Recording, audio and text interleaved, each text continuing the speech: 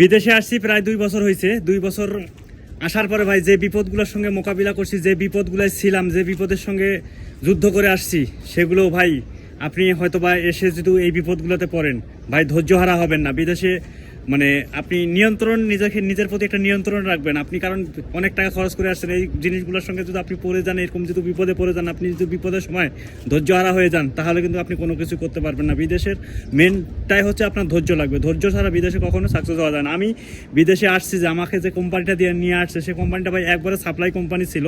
Supply company বলতে এটা মানুষের বেতনও দিত না। এই কোম্পানিতে আসছে, এই কোম্পানিতে আমাকে কাজ দিয়েছে, কাজ করেও আমি বেতন পাই নাই।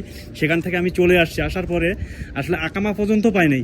নিজে ভাই অনেক কিছু ধৈর্য ধরছি, অনেক কিছু ত্যাগ স্বীকার করছি ভাই। নিজের সঙ্গে যে কতটা জুলুম করছি এই বিদেশে আসার পরে, সেটা তো আমি জানি আর উপরওয়ালা জানে। তাছাড়া এই জিনিসগুলো কেউ বুঝবে না ভাই, কতটা যে বিপদের সঙ্গে মোকাবিলা করছি।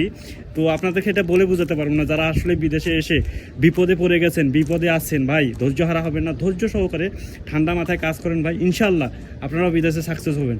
আর ভাই বিদেশে এখন কী বার বলবো, আমাদের বাংলাদেশিগুলোই হচ্ছে বেশিরভাগই দালাল। কারণ এখানে যেখানে একটা কাজ নিতে যাবেন, সেখানে দালাল ছাড়া আপনি কোনো কাজেই নিতে পারতেছেন না। কারণ দালালকে 200-100 টাকা দিতেছেন দেশে থেকে এনে, কষ্টের মাঝেও সেই টাকাটাও দালাল মেরে দিয়ে আপনার টাকাটা নিয়ে চলে যাচ্ছে ভাই। তারপরে ধৈর্য হারাবেন না, ইনশাল্লাহ আল্লাহর প্রতি ভরসা রাখবেন, আল্লাহ আপনাদেরকে ভালো কিছু করে দিবে, ঠিক আছে? ওকে ভাই, সকলে ভালো থাকবেন। আর আমি বিদেশের যে ভিডিওগুলো আপলোড করি ভাই, এগুলো আসলে নিজের অভিজ্ঞতা, বাস্তবতা থেকে আমি ভিডিওগুলো আপলোড করি। অবশ্যই ভিডিওগুলো যদি ভালো লাগে, আপনারা আমার ভিডিওগুলো একটু বেশি শেয়ার করবেন। ওকে, সকলে ভালো থাকবেন।